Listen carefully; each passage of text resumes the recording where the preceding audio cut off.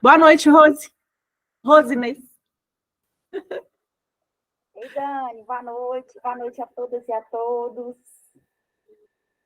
Fique à vontade. Muito obrigada. Esperar começar a gravar.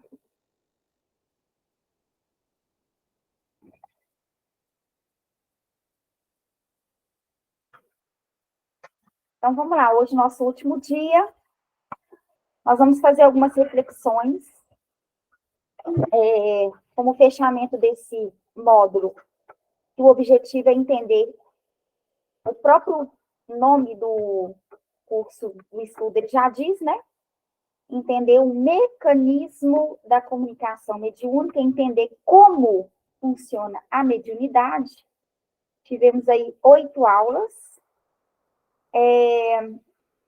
São 8 aulas introdutórias, porque o material que a gente passa ele precisa ser lido e é importante que seja feito um desdobramento dessas referências, né? Ler o livro dos médiuns, ler o livro Consolador, principalmente a última parte do livro Consolador, que trata sobre apostolado mediúnico, ler o Seara dos Médiuns, que a Dani usou para embasamento aqui, para iniciar com as reflexões, o livro Seara dos Médiuns, que é um livro importantíssimo também. Citamos os domínios da mediunidade, mecanismos da mediunidade, Missionários da Luz de André Luiz. Citei também o livro dos Espíritos, Evolução em Dois Mundos. Citei também Materializações Luminosas de Rafael Américo Ranieri. Citei Vivendo o Evangelho, de André Luiz, psicografia de Antônio Baduy Filho, e outras obras. E hoje, basicamente, vou trabalhar com 2 obras, que é a obra O Consolador, psicografia do nosso querido Francisco Cândido Xavier, ditado pelo Espírito Emmanuel, e vamos trabalhar também Livro dos Médiuns, mais particularmente, uma matéria que trata das sociedades de estudos espíritas. E para a gente começar a nossa reflexão, nós vamos buscar um entendimento se a mediunidade ela deve ser provocada, né? Existem pessoas que passam por momentos de eclosão da mediunidade, outras pessoas que sentem, às vezes, uma certa sensibilidade,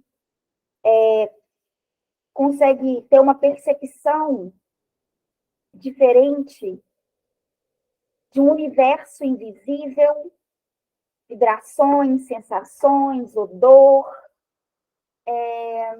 mas fica sempre aquela questão, né? Quando isso não se dá de uma forma ostensiva, será que a gente deve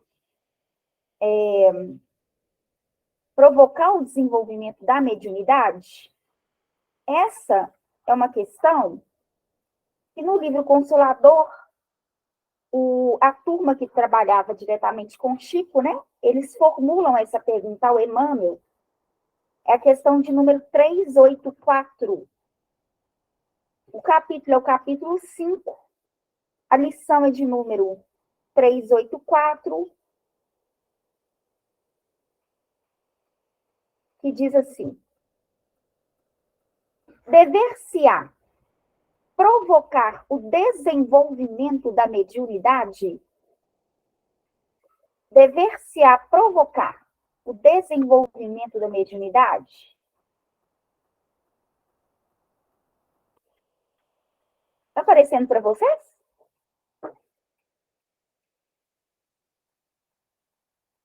Agora sim. E a resposta que o Emmanuel deu foi: a mediunidade não deve ser fruto de precipitação. A mediunidade não deve ser fruto de precipitação. Então, vamos refletir o que poderia levar alguém a querer forçar esse desenvolvimento da mediunidade. O que será que pode passar no coração, na cabeça do indivíduo, em querer forçar o desenvolvimento da mediunidade? Talvez uma ideia de que a mediunidade seja único, exclusivamente um mecanismo de trabalho, de exploração, no bom sentido da palavra, exploração do universo espiritual. Às vezes a gente não lembra, e eu gosto sempre de repetir isso, nós estamos constantemente interagindo com o mundo espiritual, todas as nossas atividades numa instituição espírita têm o seu caráter mediúnico, porque os espíritos, eles atuam mais diretamente, principalmente quando o grupo é sério, quando nós fazemos uma prece que tem o seu caráter de evocação dos espíritos superiores, para nos orientar, para nos sustentar, para nos auxiliar. Essa interação, ela se faz muito mais presente, né? Muita gente não entende isso, que uma oração é uma evocação. Por isso que a oração precisa ser bem feita, e bem feita não é bonita. Bem feita é bem intencionada, bem compreendida. Então, se nós estamos começando um estudo, a solicitação é uma solicitação de amparo, de auxílio, sustentação, que os bons espíritos possam nos sensibilizar para a gente compreender em profundidade o tema. Então, tem que ser uma solicitação voltada para isso. Se é uma reunião, se é uma prece de irradiação, onde o alvo é buscar a ajuda dos bons espíritos a pessoas enfermas, a pessoas em desequilíbrio, a lares em desequilíbrio, a oração tem que ser voltada com esse propósito. Se é uma prece final, eu acho interessante que o pessoal fala, vamos elevar o nosso pensamento a Deus. Na prece final, se a gente não tiver elevado o pensamento a Jesus, nós estamos lascados. Depois de 1h30 de estudo. Entenderam? Então, a primeira coisa que a gente tem que entender é o seguinte, a prece ela tem que ser intencional, eu preciso ter clareza do que eu vou pedir, do que eu vou solicitar, eu preciso ter clareza de quais espíritos eu vou mentalizar, eu vou evocar. Entende? E vai fazer uma reunião de tratamento espiritual. Os espíritos que a gente mentaliza faz toda a diferença no processo. Um Bezerra de Menezes, uma irmã Sheila, são espíritos dedicados à assistência aos enfermos. Muitos outros, é claro. Se é uma reunião de evangelização infantil, a nossa querida Meimei Irma de Castro. Se é uma reunião de mocidades, a nossa querida benfeitora Joana de Ângeles, e por aí vai. Se são as reuniões de promoção social, de cuidado às pessoas em situação de rua, um José Grosso, um Palminha. Então, a prece é evocação. Se nós não entendermos de fato prece, para formular uma prece, que é uma prece que tem um caráter de nos conectar, de nos associar aos benfeitores espirituais, a gente está perdendo a oportunidade de nós voltarmos o nosso coração a eles, que eles se fazem presentes quando nós temos um coração puro, sincero, no trabalho, no bem, boa vontade, isso sim. Porque o próprio desejo sincero, o coração puro no trabalho do bem, já faz com que a gente atraia a presença dos benfeitores espirituais. Mas a nossa atividade todas elas precisam ser envolvidas em uma prece que seja, como diz o próprio codificador, inteligível. Preciso formular uma prece que saia do coração e que saia da mente, uma prece bem direcionada. O que eu estou querendo dizer? Estou querendo dizer que não existe nenhuma atividade doutrinária que não seja mediúnica. Por isso que é importante nos prepararmos para ela. Pessoa que sai para uma campanha do quilo, achando que está fazendo um trabalho sozinho, achando que não existe todo um aparato de benfeitores espirituais para sensibilizar os lares que estão sendo visitados, para auxiliar aqueles lares que estão sendo visitados, a gente ser o tarefeiro ou tarefeira, ser uma ponte de acesso a melhores vibrações, a um auxílio que venha do alto para aquele lar. Se você não entender isso, ela faz de forma mecânica a atividade, né? Falta um pouco desse entendimento. No próximo mês, a gente vai, inclusive, fazer um mini curso, né? Que é voltado ao tarefeiro e tarefeira espírita. Nós vamos divulgar com antecedência. E esse curso é de um dia só, um domingo. Vai ser híbrido. Vai ser na SEAC, vai ser presencial e virtual. Esse curso, falando do tarefeiro e tarefeira espírita, fala das atividades como um todo, nesse caráter que ele é. Que tem o seu caráter burocrático das nossas atividades e o caráter espiritual dessas atividades que muita gente desconhece. Fazendo a sopa lá e faz a sopa de qualquer jeito. E acha que é só ter cuidado com a higiene. Não, é higiene mental também. É higiene dos sentimentos, das vibrações. É todo mundo entender que a gente tem que dar para além da sopa. Tem que dar uma sopa magnetizada para proporcionar para aqueles indivíduos que vão tomar sopa um fortalecimento não só vital, como de renovação de esperança, de ânimo. Então, eu acho esse estudo importante, porque dá essa perspectiva, e é inclusive embasado nas obras de André Luiz. Tá? Depois eu mando lá, quem não está no grupo de divulgação do Projeto Espírita Religiário, se vocês quiserem entrar, vocês dão um ok lá no grupo lá, eu vou mandar o link, aí vocês entram. Mando o link lá depois para vocês. É através desse grupo, que é só um grupo de divulgação dos nossos cursos e atividades. E aí lá vocês ficam atualizados e recebem isso. Então, a pessoa que não vê todas as atividades, ou não entende que todas as atividades de uma instituição espírita, elas são de cunho mediúnico, elas são também atividades espirituais, a pessoa tende a querer, às vezes, forçar um desenvolvimento ou um trabalho em departamentos da mediunidade, porque a pessoa não entende que a vida é um ato mediúnico. Como diz o querido, como é que é o nome dele, que eu gosto dele demais? Agora me fugiu da memória aqui agora. Oswaldo Eli. A vida é um ato mediúnico. Eu acho essa frase sensacional. A gente está constantemente respirando em comunhão com os espíritos.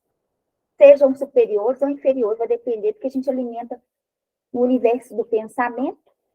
Pensamento é força eletromagnética. Nós estamos nos associando a todo momento. Vai depender disso se são superiores ou inferiores. Então, a pessoa que entende que a mediunidade ela está em tudo, ela faz parte da vida, ela não vai centralizar sua ideia, suas intenções apenas numa reunião de 1h30, onde as pessoas sentam ali na mesa, onde acontece uma passividade, uma psicografia, uma psicofonia. A pessoa entende a mediunidade de uma forma mais ampla. Sendo assim, não existe essa forçação de barra para o desenvolvimento da mediunidade. Na verdade, não é nem para o desenvolvimento, é para provocar o desenvolvimento da mediunidade. Porque tem gente que quer ser médium sem ser ostensivo, que eu estou querendo dizer. Né? Tem gente que quer ser médium ostensivo, mas que não é médium ostensivo. E por que será que a pessoa quer ser médium ostensivo sem ser médium ostensivo? Talvez por uma ideia de que só na mediunidade se tem uma dedicação, um trabalho mais ostensivo direcionado ao bem. E não, gente. Quando você faz o acolhimento fraterno, no acolhimento fraterno você está ali em profunda comunhão com os espíritos superiores, inclusive esclarecendo e consolando o espírito, porém encarnado. A semelhança de um acolhimento fraterno para uma reunião de desobsessão, de acolhimento a espíritos sofredores, muito grande, é muito semelhante. Engana-se a pessoa que pensa que no acolhimento fraterno, você vai dar conselho para o indivíduo que está ali. Você vai solucionar o problema. Não, você acolhe com amor, com carinho, com respeito, dignificando aquele espírito, aquela pessoa que se encontra naquele momento delicado da vida. Então, é importante a gente entender essa fala aqui, ó, precipitação. Se nós temos o conhecimento da mediunidade ostensiva, né? Porque médiums todos nós somos, mas o compromisso da mediunidade, que é para alguns e não para todos, repito, médiums todos nós somos, mas existem aqueles que têm compromisso direto com a mediunidade. E em muitos momentos são aqueles indivíduos que às vezes são renitentes na mudança, são resistentes à mudança, resistentes a estudo, às vezes com um grau de materialismo que precisa ser trabalhado, diluído aquilo, e se não é mediunidade, ele não estuda, ele não faz nada daquilo. Então, a mediunidade é como um aguilhão para impulsionar o indivíduo à busca do autoconhecimento, da evangelização de si mesmo, do estudo, do aperfeiçoamento, da busca pela espiritualidade. Né? Tem até, inclusive, aqui uma questão do livro Consolador que vai falar sobre isso, né? Sobre se os médiuns são indivíduos assim, imprescindíveis numa reunião, no estudo. Eles falam, não. O que não pode faltar é o componente do estudo, que precisa ser explorado, igual nós estamos aqui fazendo com o livro. Você pegar um texto, refletir, analisar, aprender, o grupo crescer em si e se aperfeiçoar. Igual, se tem médium, se não tem médium, não é a questão. Porque o mais importante é que nós temos as obras da codificação. E aí, cada coisa no seu tempo. Às vezes, a gente é médium, chega em determinado momento que a mediunidade aplode. Por quê? Porque aquele momento específico, dentro de um processo cíclico na vida daquela pessoa, a necessidade bate a porta. Por quê? Ali tem um momento específico, de uma necessidade específica daquela pessoa.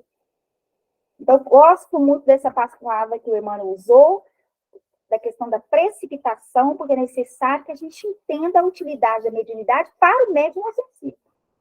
A mediunidade não deve ser fruto de precipitação nesse ou naquele setor da atividade doutrinária, porquanto tal assunto, toda a espontaneidade é indispensável. Considerando-se que as tarefas mediúnicas são dirigidas pelos mentores do plano espiritual. É de lá para cá.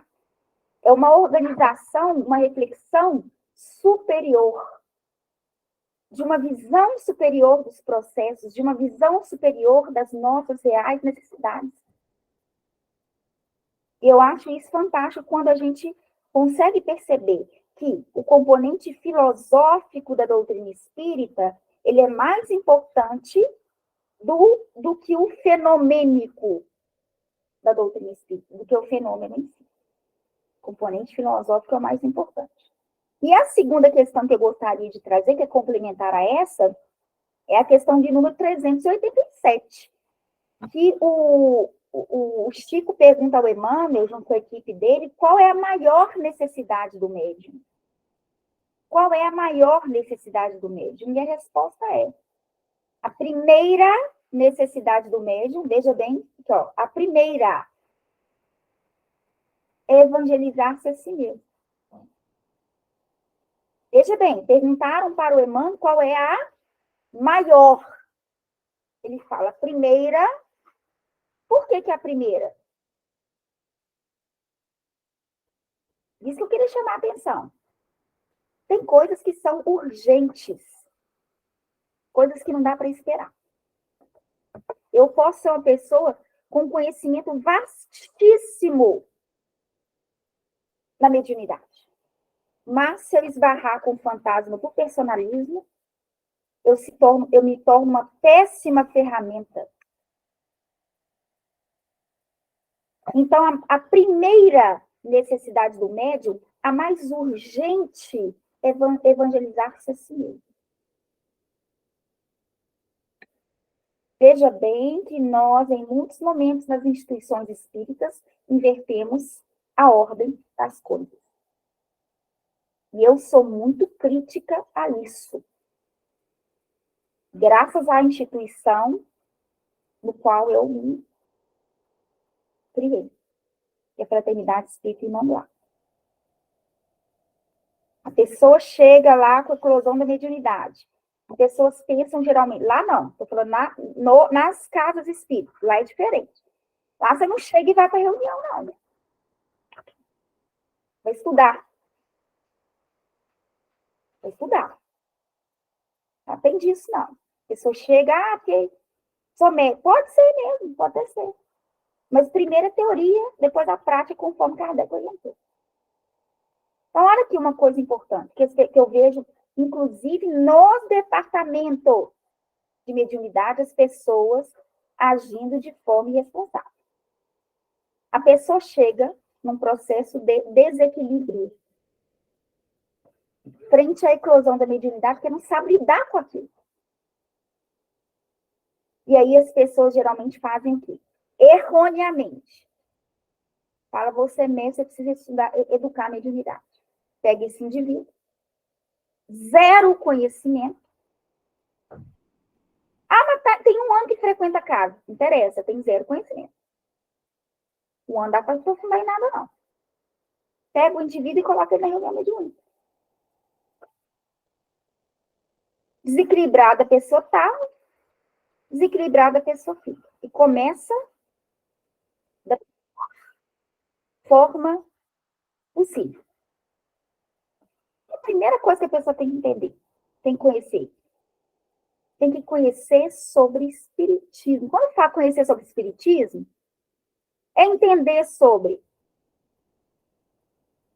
espírito, perispírito, pensamento, entende? Associação. É isso. Se você não sabe o básico, como é que você vai chegar numa reunião mediúnica de forma desequilibrada, porque a pessoa não tem nenhum controle sobre o que acontece com ela. Ela mal sabe o que é aquilo que acontece. A pessoa dá uma passividade. A pessoa está desequilibrada. Ela dá passividade. Porque existem pessoas que pensam, não, você tem que trabalhar. Porque aí, se trabalhar, você vai resolver. Não, você tem que entender, estudar. Você precisa dominar. Kardec fala, aquele que não tem força para se dominar, é dominado. Esse indivíduo chega lá, ele sequer consegue fazer o processo de dissociação. Que é você ligar na tomada e depois desligar. Você plugar e depois desplugar. Aí a pessoa vira uma esponja, porque tem um princípio da filosofia oriental que diz assim, atenção é nutrição. Isso vale para a vida e vale sobre tudo. Escreve isso, anota, repete, grava, entende. Porque vale para tudo. Atenção é nutrição. Aquilo a que nós damos mais atenção é aquilo a que nós nutrimos. Dentro de nós e fora de nós.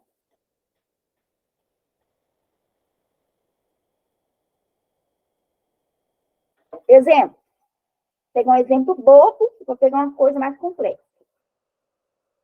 Você pega uma criança com pirraça. Já viu a criança pirracenta? Deita, se debate, E a criança fica lá, né? 20, 30 minutos. E a família toda ensina, não, faça aí. Né? Se fosse os nossos mais velhos, fariam o quê? E olhar com aquela cara de Satanás a pirraça não ia durar 2 minutos, ia resolver, não é? Porque mostra logo a Havaiana.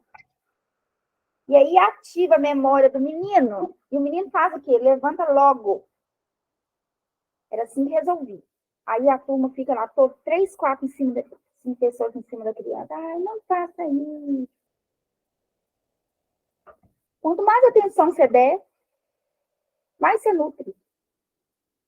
Isso vai para pirraça, isso vale para histeria, isso vale para fascinação, isso vale para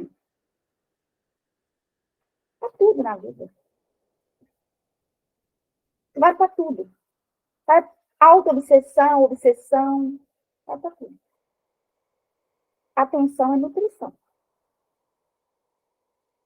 Se um indivíduo com menino, ou um menino, uma pessoa com uma crise de histeria, leva ao pé da letra que eu vou falar, não. Senão daqui a pouco vão copiar e colar, achar que vai para tudo. Exemplo que eu estou dando. Começa com a pirraça, você vira, acabou a pirraça. Porque não tem palco. Não tem atenção do outro. Vai para muita coisa. Tudo aquilo que você dá uma atenção, investe energia, aquilo tende a tomar uma proporção maior. Atenção é nutrição. O indivíduo está ali, ele não sabe lidar com aquilo. Ele começa a direcionar toda a sua atenção na mediunidade. Só que é o seguinte, esse indivíduo não sabe lidar com o que ele sente, com as suas percepções, com o fluxo mental, pensamento que é dele, pensamento que é dos espíritos, pensamento que é sugerido, ele sabe lidar com aquilo. Ele deveria ter aprendido de forma teórica. Não, mas eles pegaram ele e colocaram ele na reunião mediúnica. Aí o indivíduo que já estava ruim sai cheio de... sai com um grupo, né? Porque ele não aprendeu a desassociar. Quer desligar as tomadas do pensamento. Ele sai e vai levando as impressões, o pensamento, as lembranças, tudo para casa. E aí, se a vida dele já é difícil, vai ficando mais difícil ainda. Porque a percepção vai sendo mais aguçada, ele vai tendo uma percepção maior. Ele não aprendeu a bloquear, falar, isso aqui não é meu, não. Esse humor não é meu. O ambiente está aqui, está complicado, está difícil, está tenso, está hostil, abrigaiado. Opa, peraí, eu sou eu, o ambiente é o ambiente. Eu sou eu, as pessoas são as pessoas. Isso a gente aprende na teoria, não é na prática. Você aprende num estudo, num grupo, você aplica no dia a dia. Por isso que Kardec fala, é necessária teoria para evitar inconvenientes. Não, mas a pessoa acha que tem que dar passividade. Não, gente, tem que aprender a ter controle de si, controle da mediunidade. Se você não aprende a ter controle da mediunidade, você vira legião, porque somos muitos. Porque o indivíduo é uma antena. O dia que acorda de mau humor, ou que está com um problema, está com raiva, pronto, vira legião. Entendeu? Então, a primeira coisa que a gente tem que entender é que o estudo é de fundamental importância, mas é o estudo teórico da mediunidade. Tudo teórico, entender o que é espírito, entender pensamento. Olha, gente, pensamento, nem sei o que vocês estão pensando, uma coisinha. Não, pensamento, ele é o que é real. Estava falando isso ontem, lá no Abrigo da Luz, Bezerra de Menezes, numa palestra que eu vou fazer lá, ontem, presencial. O tema era pensamento e vida. O objetivo do estudo foi todo para mostrar que o pensamento é um elemento fundamental que garante o seu bem-estar, a sua felicidade ou infelicidade. Já diria Platão, esse mundo que a gente vive é sombra. O mundo sensível é sombra. Qual que é o mundo real? O mundo inteligível. O mundo das ideias. O mundo do pensamento. A gente acha que é o contrário. A gente acha que isso aqui é que é vida e que lá não. Não, lá é que é a realidade.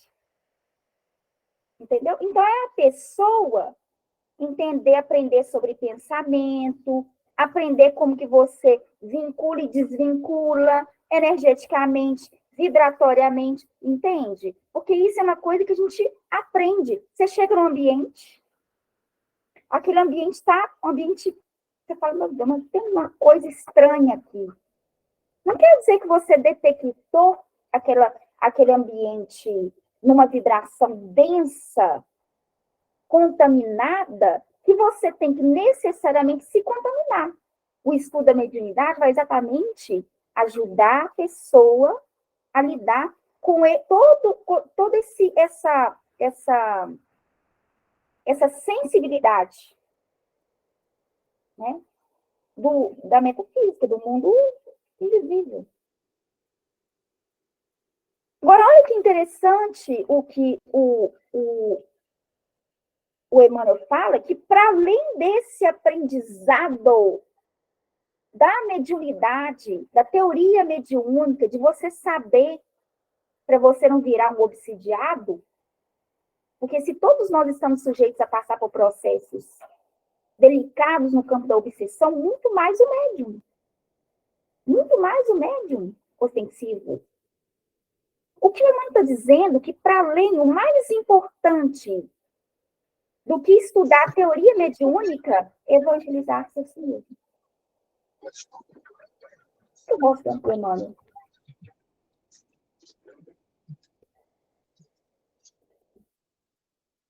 E aí ele vira e diz, antes de se entregar, olha lá, estudar, você pode estudar de tudo. Agora, se envolver em uma tarefa em que você precisa estar bem. Sabe o que eu já vi? Eu já vi pessoas colocando coordenador, pegando a pessoa em surto, colocando a pessoa lá na mediunidade para estudar. Para estudar, não. O desenvolvimento da mediunidade. Pessoa com pensamento todo desorganizado, não conseguindo dominar a si mesmo, vai conseguir dominar espírito, gente? Me ajuda, né? Então, é aquela mania que a pessoa tem de pensar o seguinte, tem que ter reunião mediúnica. Mas não é a qualquer custo, gente. Não é a qualquer custo. É uma reunião proveitosa para o grupo inteiro. Se o grupo não está maduro no campo do estudo, que não tenha, vamos amadurecer primeiro. Por exemplo, a SEAC tem 3 meses. Hoje é que dia? Tem 7. Ontem a SEAC fez 3 meses. E não tem nem previsão. Talvez lá para 2 anos, daqui a 2 anos, é que a gente vai fundar uma reunião mediúnica prática.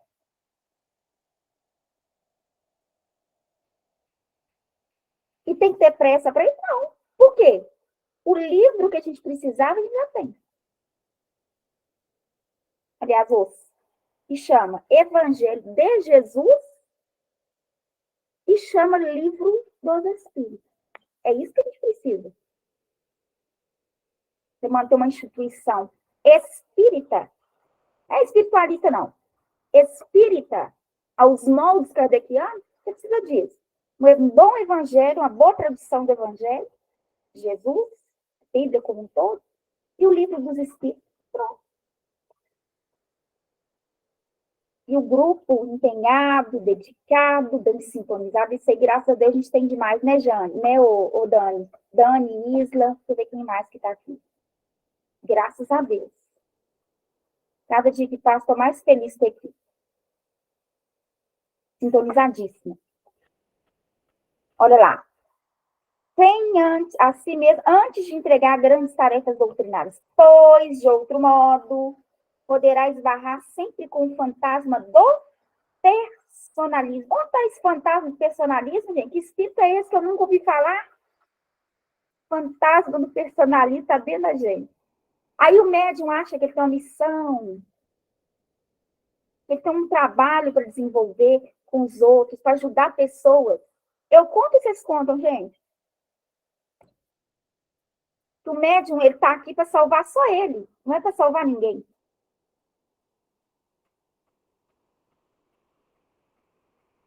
Entende? O médium está aqui para salvar ele. Que o Chico comeu moço e foi parar na revista Cruzeiro.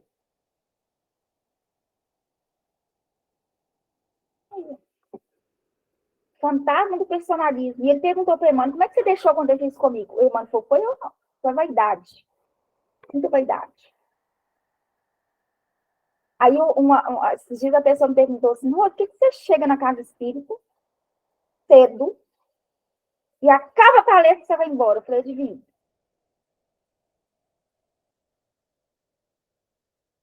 Cada um com suas técnicas, né? Olha lá. Em detrimento de sua missão. Qual que é a missão? Ter êxito na tarefa. Êxito. Trabalhar com humildade, com sinceridade, com determinação, espírito de sacrifício. Anonimato. Coisa que médium esquece até que existe essa palavra. Anonimato. Médium expositor espírita. Quer aparecer. Não, tem que aparecer doutrina espírita, né? O expositor não. Doutrina espírita que tem que aparecer. O trabalho tem que aparecer. É o Evangelho de Jesus que tem que aparecer. É necessário que eu diminua para que o Cristo cresça, disse João Batista, que tinha consciência da sua missão. Qual que era a missão dele? Preparar o caminho só, que o Salvador era Jesus. E tem médico que está querendo salvar o outro. Tem expositor que está querendo salvar o outro. Que faz questão de botar a cara, de botar a marca, de assinar. Menos, gente. Menos. Menos. É muito farisaísmo. É querer subir em nome da doutrina espírita. Não dá, né? Já deu. Próxima questão. Gente, alguém quer comentar alguma coisa?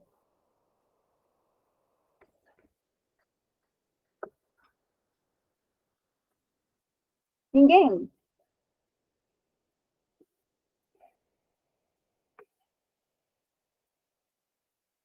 Isla, fala comigo.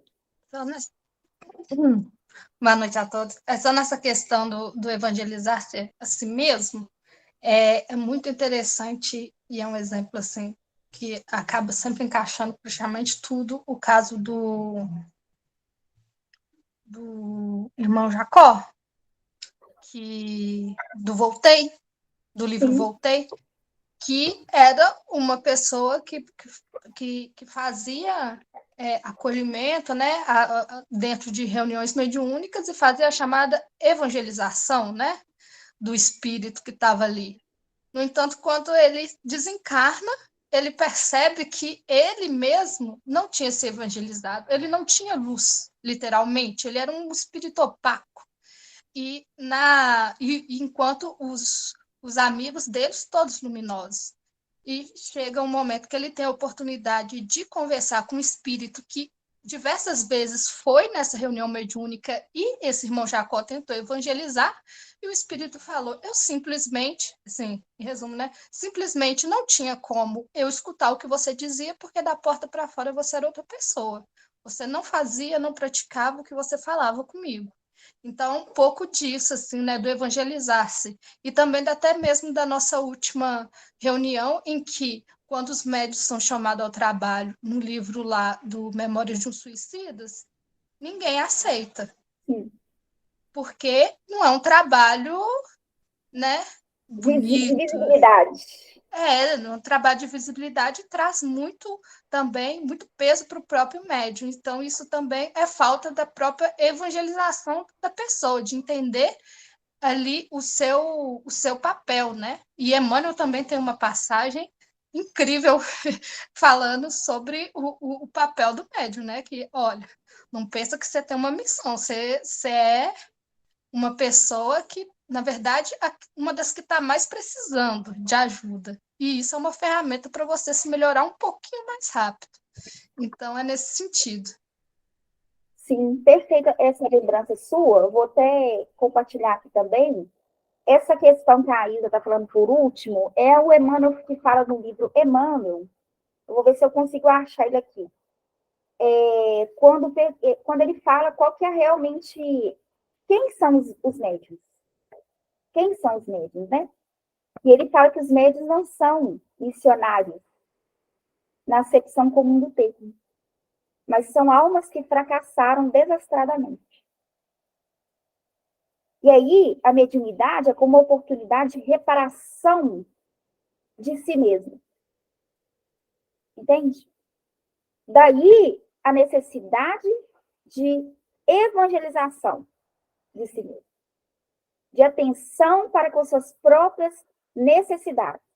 Estou falando isso, tá? Para todos nós, tá, gente? Gente, Emmanuel, o livro. Emmanuel. passagem chama Mensagem aos Médiuns mesmo, do livro Emmanuel. Exatamente, é o item 11. Quem são os médiuns na sua generalidade? Tá afinada, hein, Isla? É aquelas lições que a gente vive lendo, né? Para não esquecer nunca e não comer mosca e não derrapar na caminhada. Aí, ó. Demora um pouquinho para... Tá aparecendo alguma coisa para vocês? Ainda não, né?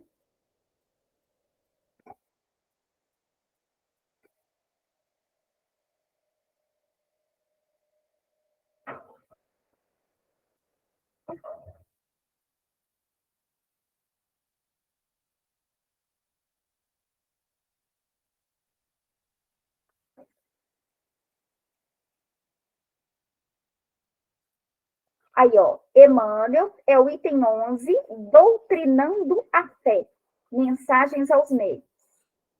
Aí, eu convido vocês lerem tudo, tá? Vou pegar só um trechinho, que ainda tem algumas matérias para passar aqui, mas é só para a gente não perder a linha, né, de raciocínio. Os médiuns, em sua generalidade, não são missionários na acepção comum do termo. São almas que fracassaram desastradamente, que contraíram sobremaneira contrariaram, gente, desculpa, que contrariaram, para mim fica muito pequenininho esse, lendo, tem que ler fora. Na acepção comum do termo, são almas que fracassaram desastradamente, que contrariaram sobremaneira o curso das leis divinas e que resgatam, sob o peso de severos compromissos e ilimitadas responsabilidades, o passado obscuro e delituoso. Seu pretérito, muitas vezes, se encontra enodoado de graves deslizes e de erros clamorosos. Quase sempre são espíritos que tombaram dos cumes sociais pelo abuso do poder, da autoridade, da fortuna, da inteligência, e que regressam ao orbe terráqueo para se sacrificar em favor do grande número de almas que se desviaram das sendas luminosas da fé, da caridade, da virtude. São almas arrependidas que procuram rebanhar todas as felicidades que perderam, reorganizando com sacrifícios tudo quanto esfacelaram nos seus instantes de criminosas arbitrariedades e condenável insano. Dá para chamar de missionário? O que vocês acham? Não, né, gente? E o que me dói é que, às vezes, a pessoa, nas instituições, as pessoas como um todo ficam, assim, centralizando em médiuns, apontando médiuns principais, ressaltando demais que é médium, tratando diferente porque é médium, ou porque é expositor, ou porque é expositor. E não é isso, gente. A tarefa, ela é importante em todos os departamentos. O que vai fazer a diferença é como a pessoa labora no bem. Uma pessoa trabalha no bem, não é a tarefa em si. E outra, eu acho um absurdo, eu acho um perigo muito grande você dizer que o indivíduo é um missionário, ainda que ele tenha uma tarefa numa proporção, assim, grandiosa, se não desencarnou ainda. Porque não está ganha a trajetória. Entendeu? No último ano de vida, a pessoa pode colocar tudo a perder. É muito perigoso a pessoa olhar para o outro com o olhar de que o outro é superior. Entende? Aí, nós estamos vendo aí, ó.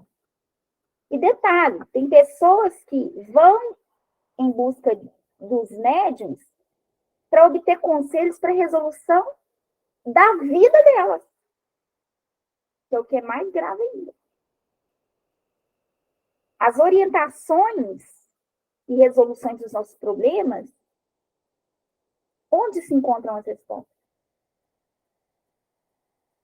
Primeiro, dentro de nós, que quem criou problemas fomos nós. Segundo, no Evangelho de Jesus. E fala para os nossos corações. Não está fora. Não é o outro que tem que me dizer. Sou eu que preciso refletir, analisar, pensar, discernir, comparar as coisas. Isso é um exercício nosso.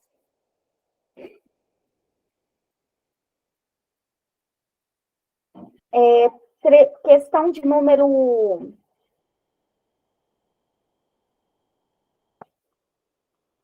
401, do livro Consolador.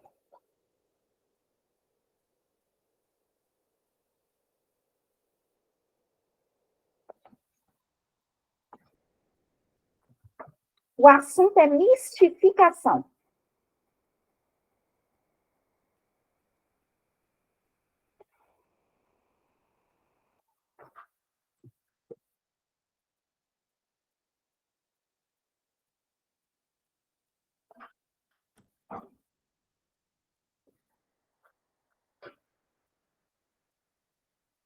Aparecendo para vocês aí. Tá? Questão 401. A mistificação sofrida por um médium. Isso aí, olha que interessante. Qual que é a mais importante? A primeira, evangelizar a si mesmo. Né? Se aí você estuda teoria, você estuda bastante sobre mediunidade, faz estudo da doutrina espírita, depois você faz os módulos de mediunidade, entende o que é mediunidade em profundidade, beleza. Aí você vai para o campo prático, depois da teoria, de anos de teoria. No campo prático, você tem os processos de aperfeiçoamento também. Porque a própria tarefa em si, ela oferece para a gente as ferramentas de aperfeiçoamento. Então, essa questão que é importante, porque mostra o porquê que os espíritos permitem determinadas situações para o desenvolvimento do próprio médium. A mistificação, por exemplo. A mistificação é quando um espírito se faz passar por um outro espírito, ou um nome de um ser, uma pessoa, um espírito famoso, ou um espírito cuja a personalidade seja um espírito de ordem superior. Ou seja, uma coisa é o fundo, outra coisa é a forma, né? Ou seja, o espírito é um, se passa por outro. E aí a pergunta é, a mistificação sofrida por um médium significa a ausência de amparo dos mentores do plano espiritual? Resposta. A mistificação experimentada por um médium traz sempre uma finalidade útil, que é de afastá-lo do amor próprio. Esse amor próprio é aquela conotação de egoísmo, de egolatria, tá, gente? De se colocar acima das coisas, acima dos outros, de se dar um valor maior do que tem. Não é o amor real. O amor real é o autocuidado, é o autorrespeito, é o autoperdão, tá?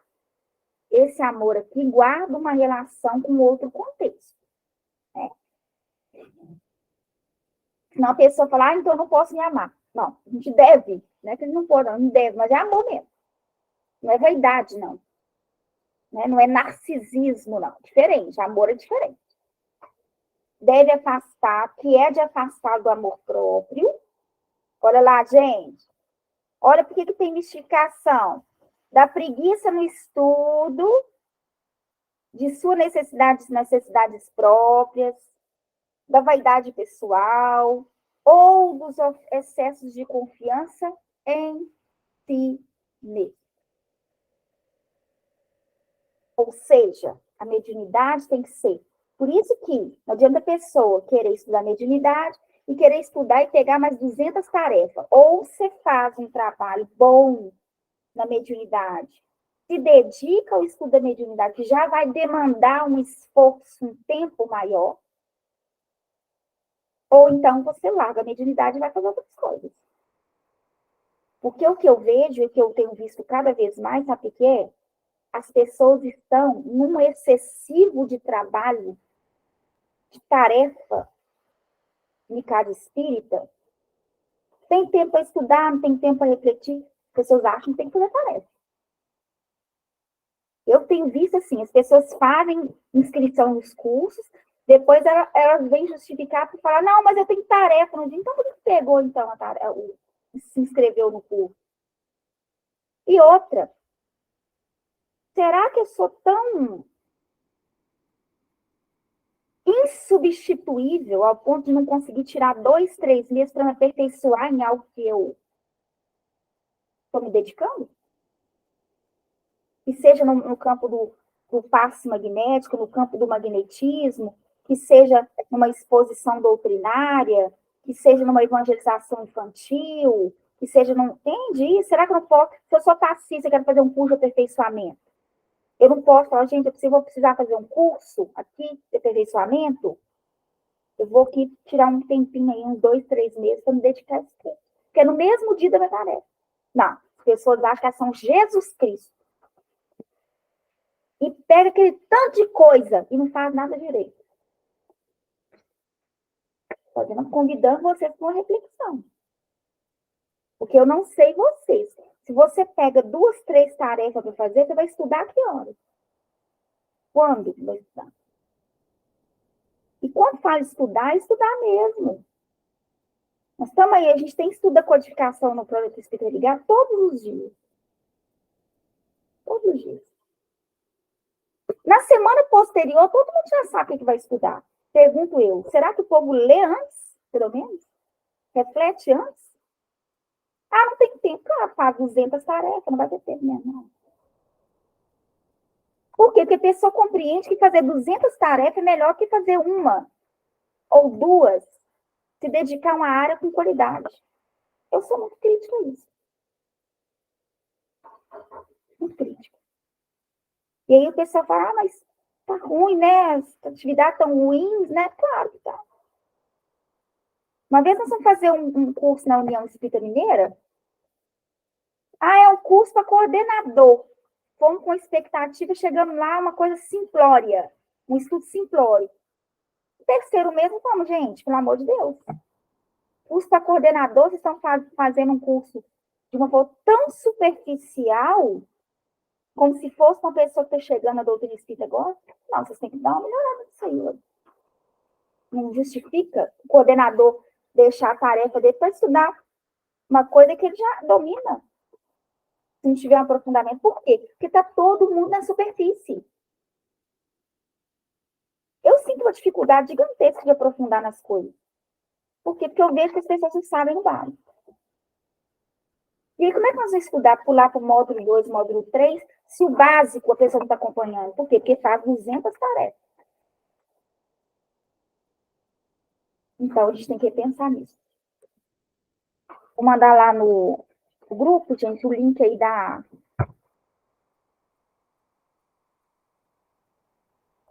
o link da lição do Emmanuel, tá?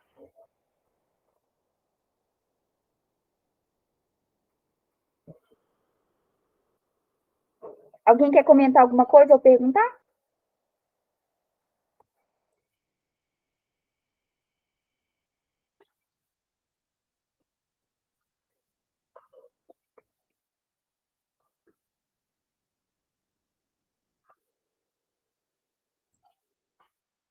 Continuando, então.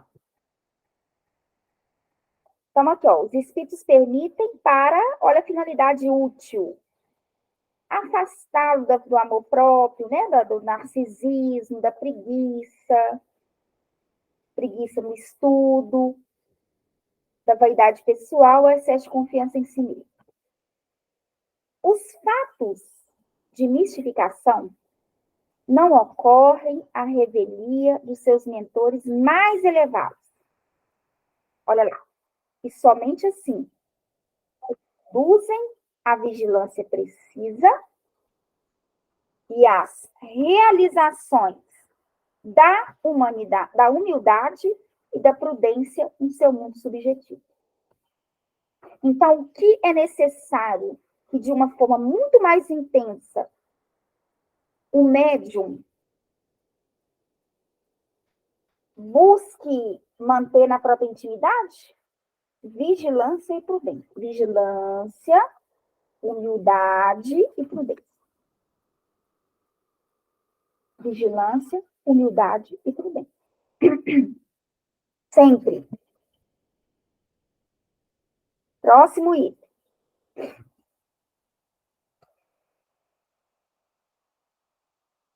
E essa eu considero importantíssima, porque ela guarda a relação tá. Então, como é que nós vamos identificar se os espíritos, eles são aqueles espíritos que estão se dizendo, que estão se revelando, né, que dão nome?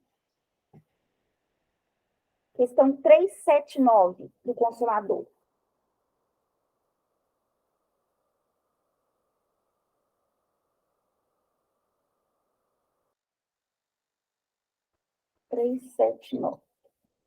Identificação das entidades que se comunicam.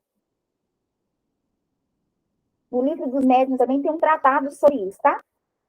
Inclusive faz até alguns casos para refletir em torno desse, para explorar e desenvolver uma ideia em torno disso. Identificação do espírito, da identificação do espírito. Mas eu gosto do modo em que o... Deu uma travada, gente? Travou? Não? Vocês sumiram para mim aqui. Eu gosto do modo como que o Emmanuel escreve. Ó, como deverá agir o estudioso? Olha aqui, gente. Vai formular a pergunta bem assim lá fora. Olha lá. O estudioso da ciência espírita. Não é o curioso, não. O empolgado. Não. O estudioso da mediunidade. Para identificar as entidades que se comunicam. Resposta. Os espíritos que se revelam através das organizações mediúnicas devem ser identificados, olha lá. Não é pelo nome, não. Não. Por suas ideias e pela essência espiritual de suas palavras. Ideias e essência espiritual das palavras. O que isso significa? O que vai para além do que é dito. A moldura do que é dito. Porque a primeira coisa que a gente pode, ao termos um contato, é no campo vibratório. Primeira leitura é vibratória. E a segunda leitura que a gente faz é no campo das ideias, quando o efeito é inteligente. Que foi o que nós estudamos semana passada. E aí, o que acontece? Um bom espírito, ele só vai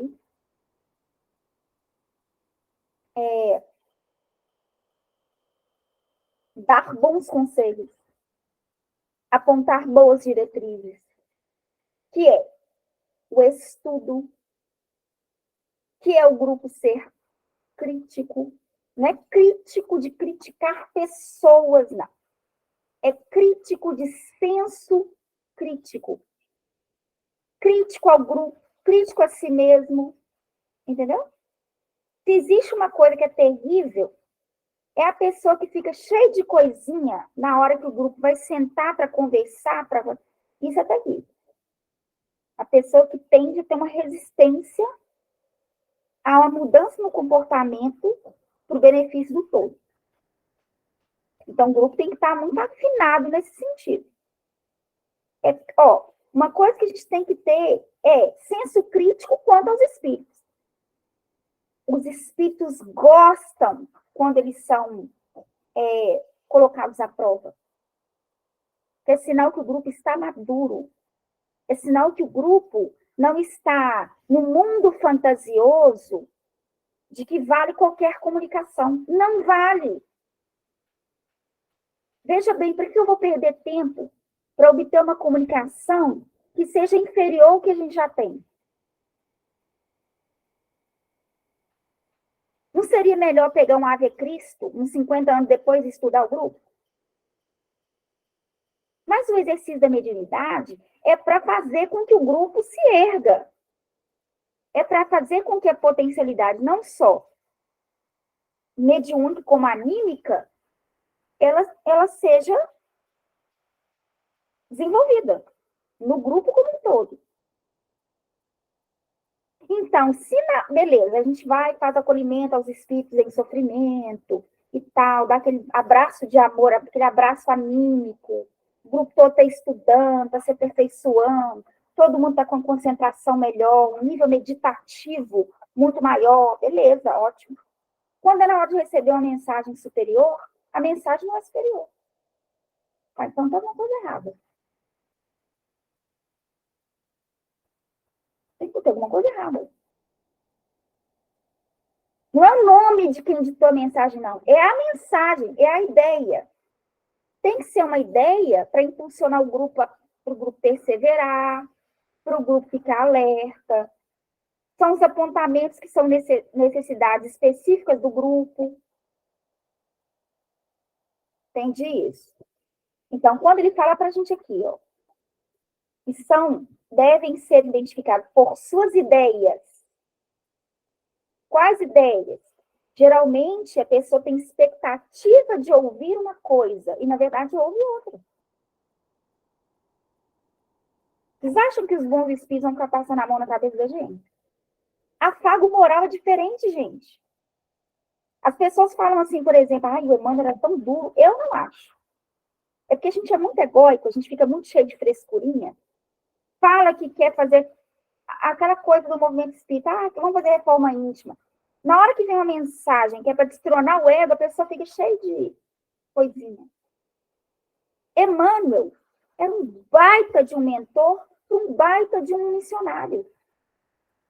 Não tinha egozinho da parte do Emmanuel, do Chico, não.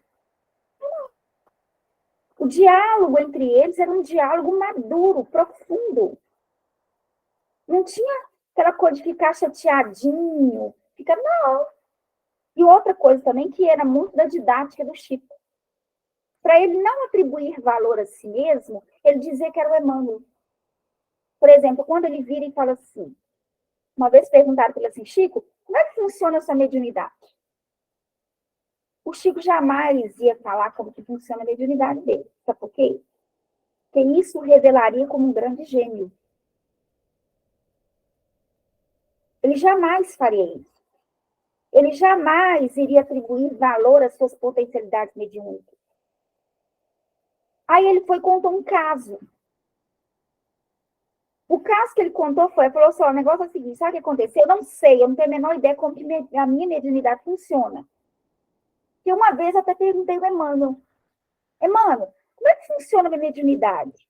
Aí o Emmanuel virou para ele e falou assim, Chico, é muita ousadia da laranjeira saber como é que produz laranja. Contente-se em produzir a laranja. E ele contou isso. O povo falou, Emmanuel é muito duro. Como que o Chico não sabia como que produzia a mediunidade dele, sendo que o primeiro capítulo do livro Missionários da Luz é o psicógrafo? Não, mas aí as pessoas querem que ele faça uma autobiografia de alto nível, para dizer que é um gênio, para dizer que é um baita, um paranormal, para dizer que é um médium. Não, gente.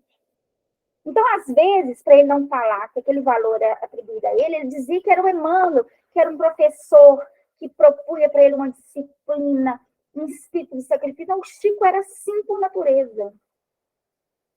Agora, cada um tem o mentor que merece e precisa. Entende isso? Havia uma relação entre eles de para mais de 1000 anos. Porque no livro há 2000 anos, você tem Públio Lentulus, que era Emmanuel, e você tem Flavinha, que era Chico, a filha de Emmanuel, a leprosa, que inclusive se converte ao cristianismo antes do pai. Ao cristianismo, não. O cristianismo é pobre. Se converte ao Cristo. Antes dele. Ela foi curada por Jesus. E Públio Lentulus, vocês lembram da obra, se coloca numa condição resistente a reconhecer a grandeza de Jesus. Isso é há 2000 anos.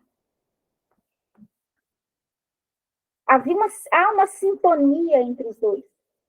Um amor. Por isso que a mediunidade é desse nível. Por isso que o trabalho mediúnico dessa parceria, desses dois, era daquele nível. O mesmo que acontecia com Arigó e o Frei. Ambos viveram juntos. Foram guerrilheiros. Mataram muita gente. Mancharam muitas mãos de sangue na guerra. Então, isso é mediunidade. Nesse nível é assim. Como acontecia com Eurípides Barçanufo e São Vicente de Paulo, que era o mentor de Eurípides Barçanufo. São Vicente de Paulo. O Chico jamais ia atribuir, falou assim. Então ele falava o quê? Emmanuel. Emmanuel. As pessoas não entendem isso. Falar, Emmanuel é duro. Emmanuel é um grande mentor. Um espírito maduro. Então, quando a gente de fato quer aprender, quer melhorar, quer se aperfeiçoar, a gente vê valor nessas coisas. A gente não vai ficar querendo aquela pessoa que fica iludindo a gente, passando a mão. Não, gente. Nós vamos querer uma pessoa para advertir a gente nos momentos mais desafiadores da vida da gente. Mas o que acontece é o contrário.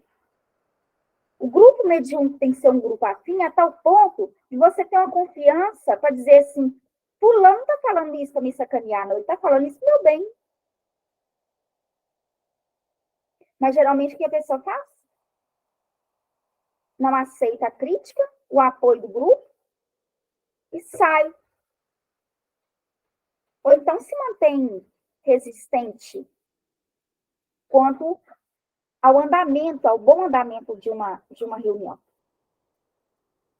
Só que aquela coisa, se a pessoa está sempre estudando, ela está sempre se atualizando, ela tem um senso crítico voltado para ela, bem desenvolvido. Ela não fica esperando que o outro chegue para apontar, para falar, isso aqui precisa ser mudado. Não, a pessoa está atenta, está alerta. Entende? O que a gente não pode é cair na consciência de sono, que é no automatismo de fazer as coisas no automatismo. Isso aí não pode, não. Continua, Emmanuel. Determinados médiuns, com tarefa especializada, podem ser auxiliares preciosos à identificação pessoal, seja no fenômeno literário, nas equações da ciência, ou satisfazendo certos requisitos da investigação. Todavia, essa não é a regra geral, salientando-se que as entidades espirituais muitas vezes não encontram senão um material deficiente que as obriga tão só ao indispensável no que se refere à comunicação. Então, qual que deve ser o nosso alvo?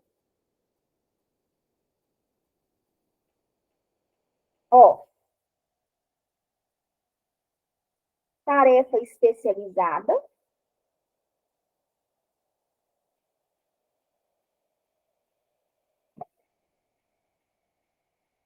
para identificação pessoal, no fenômeno literário, nas equações da ciência, ou satisfazendo certos requisitos da investigação.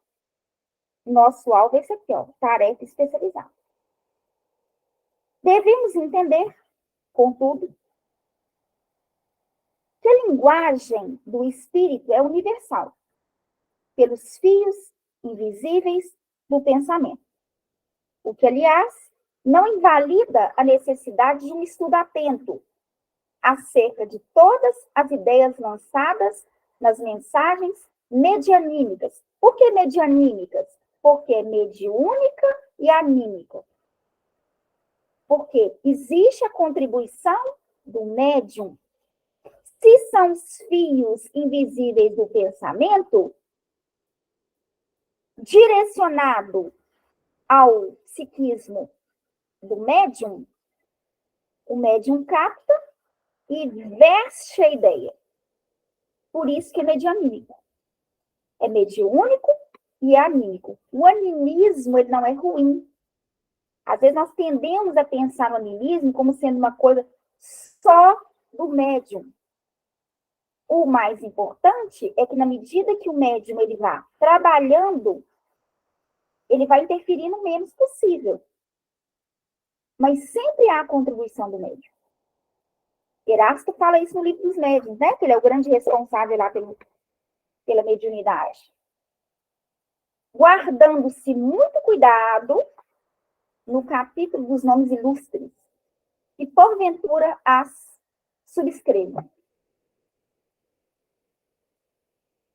Nas manifestações de toda a natureza. Porém, o crente ou estudioso do problema da identificação não pode dispensar aquele sentido espiritual de observação. Lhe fará sempre no hino da consciência.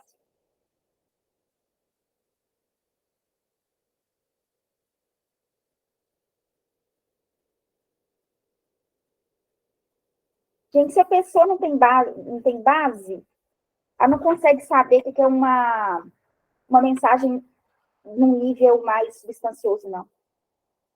Se a pessoa só fica lendo, por exemplo, romance superficial, porque existem romances maravilhosos. Existem os clássicos, se a gente pegar Gabriel Delane, Camille Flammarion, pegar Leon Denis, pegar as obras da Dona Ivone, Sérgio da Dona Ivone, pegar Sérgio André Luiz, pegar Sérgio do Emmanuel, outro nível de romance. O romance é um estilo literário.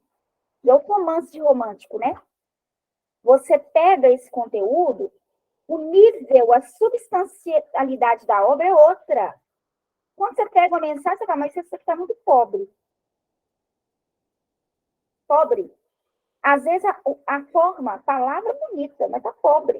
O conteúdo acrescentou em nada para o grupo. Está pobre. Você fala, ok. Está no nível da experimentação, mas não quer dizer que é de um bom espírito, um espírito superior. Sempre a gente pode verificar o exercício como? Está no nível da experimentação, do exercício, é isso mesmo. Você pegar uma mensagem pobre e atribuir ao espírito superior, que está escrito Bezerra de Menezes, isso é infantil. Não dá.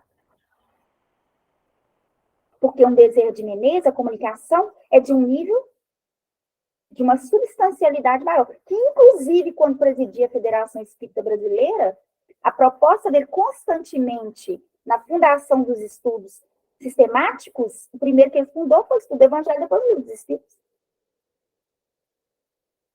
Então, ele não vai, enquanto espírito, apresentar uma proposta simplória para o grupo, que não acrescente ao grupo, sendo que ele mesmo, enquanto encarnado, incentivava que as pessoas tivessem uma base kardeciana sólida.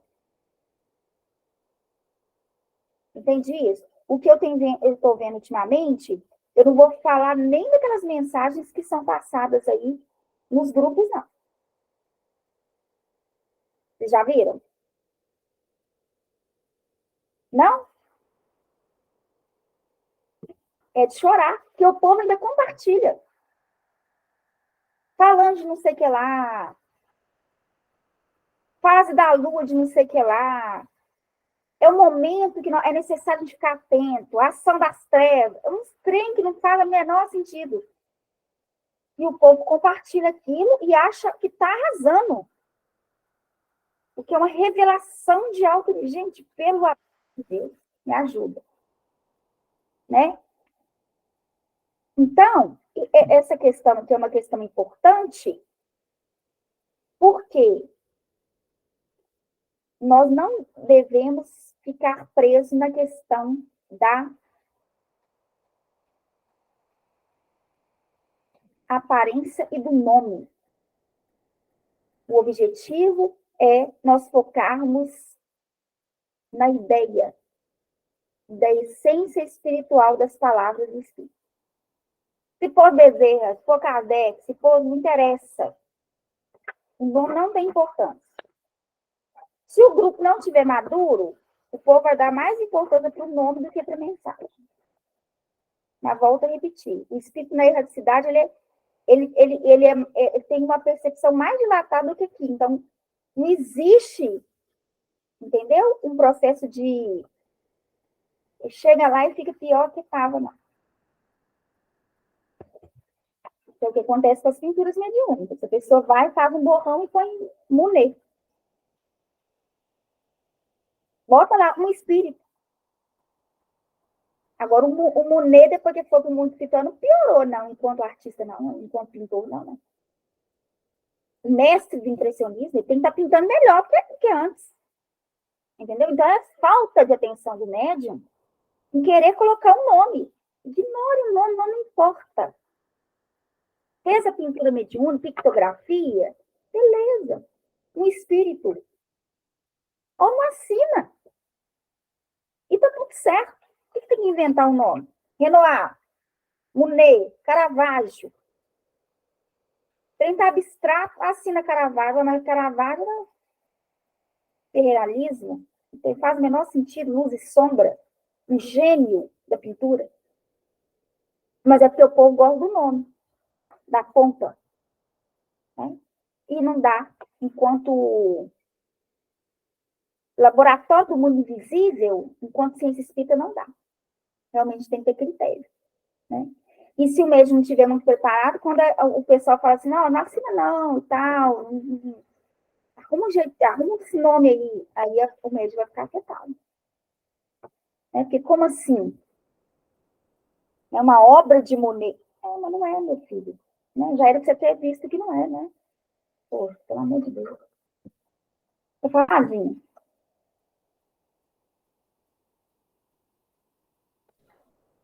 Quando a gente, às vezes, pega uma mensagem, só vem escrito assim, um amigo. Ou então assina assim, eu peguei uma orientação lá no Glax, aí veio assim, Carlos. Simples assim. O vizinho, Carlos. Isso para muita gente eu achei o máximo. E eu achei o máximo, que eu falei, gente, e ela veio assim, cheia de carinho, foi na semana do desencarne do meu irmão, e eu não falei nada extra, né, para as meninas que ficam fazendo as anotações, né, no cabeçalho, e aí eu só pedi orientação e chegou assim com tanto carinho para o meu coração, sabe? Foi assim uma mensagem tão bonita, tão cativante, foi assim maravilhosa, entendi a mensagem como um carinho e Carlos, simples assim, eu achei o máximo, porque costuma as pessoas ficarem esperando, né?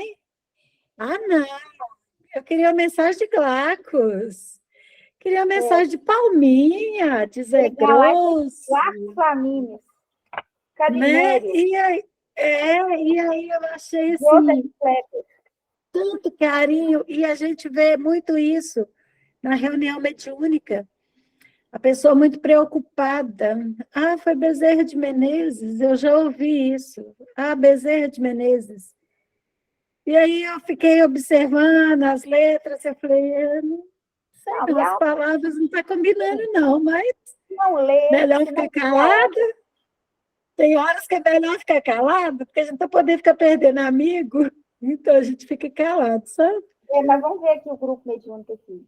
Mas aí vai modificando, é porque dependendo, quando você chega no grupo, até você entrar em sintonia é mais demorado, né? Até você saber que pode falar, o que falar e como falar, é um pouco devagar.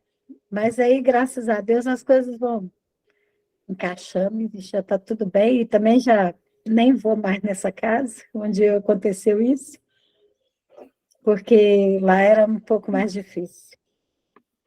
Mas, graças a Deus, a gente vai aprendendo todos os dias. Isso mesmo. Vou finalizar com essa questão aqui, tá, gente? Do livro dos médiuns, o item 341. Aqui nós estamos refletindo em torno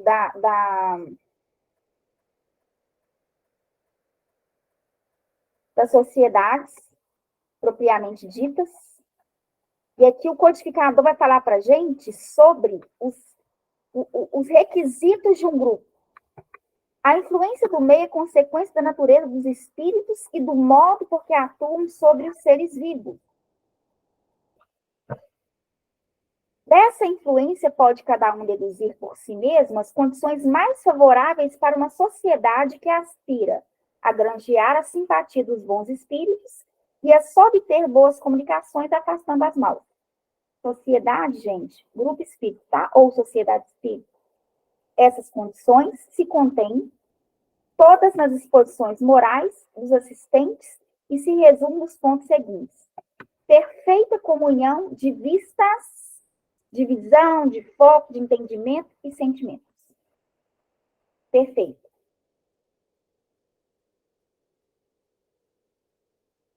Cordialidade recíproca entre todos os membros. Ausência de todo sentimento contrário à verdadeira caridade cristã. Pergunto eu, pode colocar qualquer pessoa no grupo? Que não seja afim, que não tenha um vínculo afetivo, de amizade, que você não esteja vendo ali há um tempo estudando, se dedicando, renunciando ao personalismo. Olha aqui. Você põe um fofoqueiro no grupo? Uma maledicente? Para levar treva dentro do grupo? A ausência de todo sentimento contrário à verdadeira caridade cristã. Estou falando fofoqueiro porque bem na casa espírita de vocês não tem fofoqueiro, não, né? Hã? Entendi. Único desejo. O de se instruírem e melhorarem por meio dos ensinos dos espíritos e do aproveitamento de seus conselhos. Quem esteja persuadido de que os espíritos superiores se manifestam com a finalidade de nos fazerem progredir e não para nos divertirem, olha, isso aqui é sensacional, não é entretenimento, não. Compreenderá que eles necessariamente se afastam dos que se limitam a lhes admirar o estilo sem nenhum proveito tirar daí. Que só se interessam pelas sessões de acordo com o maior ou menor atrativo que lhes oferecem, segundo os gostos particulares de cada um deles. Exclusão de tudo que nas comunicações pedidas aos espíritos apenas exprima o desejo de satisfação de curiosidade, recolhimento e silêncio respeitoso durante as confabulações com os espíritos, união de todos os assistentes pelo pensamento ao apelo feito aos espíritos que sejam evocados, concurso dos médiuns da Assembleia com injeção de todo sentimento de orgulho, de narcisismo e de supremacia, e com o só desejo de serem úteis. E aí ele fala assim, será essas condições de tão difícil preenchimento que não encontre quem as satisfaça? Não cremos. Esperamos, ao contrário, que as reuniões verdadeiramente sérias, como as que já se realizam em diversas localidades, se multiplicarão e não hesitamos em dizer que a elas é que o Espiritismo será devedor de sua mais ampla propagação. Estou finalizando, tá, Dani? Religando os homens honestos e conscienciosos, elas imporão silêncio à crítica. E quanto mais puras forem suas intenções, mais respeitadas serão, mesmo pelos seus adversários. Quando a zombaria ataca o bem, deixa de provocar o riso, torna-se desprezível. É nas reuniões desse gênero que se estabelecerão, pela força mesma das coisas, laços de real simpatia, solidariedade mútua, e contribuirão para o progresso geral. Allan Kardec. É isso, turma. Só tenho a agradecer vocês pela companhia nessas 8 aulas. É sempre bom a gente estudar sobre a doutrina dos espíritos, com o objetivo principal da gente buscar um aperfeiçoamento de nós mesmos, e como tarefeiras e tarefeiros também, né? Então, desejo muita força na caminhada, na trajetória de vocês. Se quiserem entrar lá no grupo de divulgação do Projeto Espírita Religar, manda lá uma mensagenzinha no grupo e a gente adiciona vocês, tá bom? Obrigada pela companhia, que Jesus abençoe sempre, um beijo no coração. Até a próxima. Obrigada Rose. por mais esse estudo maravilhoso, Rose. Pena que eu não assisti todos os dias. Obrigada, Rose, pela disponibilidade, pelo tempo, de todos, né, que participaram durante todo esse período. Foi uma turma bem, assim, concisa, né? Eu acho que a participação, vou falar, né? Acredito que todos compactuam com o mesmo pensamento do que eu, que muitas vezes não houve muita participação, fala, mas é porque você explica muito bem, né? Passa para nós todo o seu conhecimento e conseguimos absorver, né, tudo que você passou. Então, eu acredito que não é que todo mundo está com um bichinho que comeu a língua, não, mas é porque todo mundo entendeu muito bem o que você passou. Tá? Agradeço e agradeço também a todos vocês pela compreensão dos dias que nós tivemos que postergar, né? Que houve aquele imprevisto de conexão, e todos mantiveram firmes até o dia de hoje. Esses 8 encontros foram valiosos. E você quer falar alguma coisa, Alex? Não. Só agradecer mesmo. Ai, que bom. E para fechar,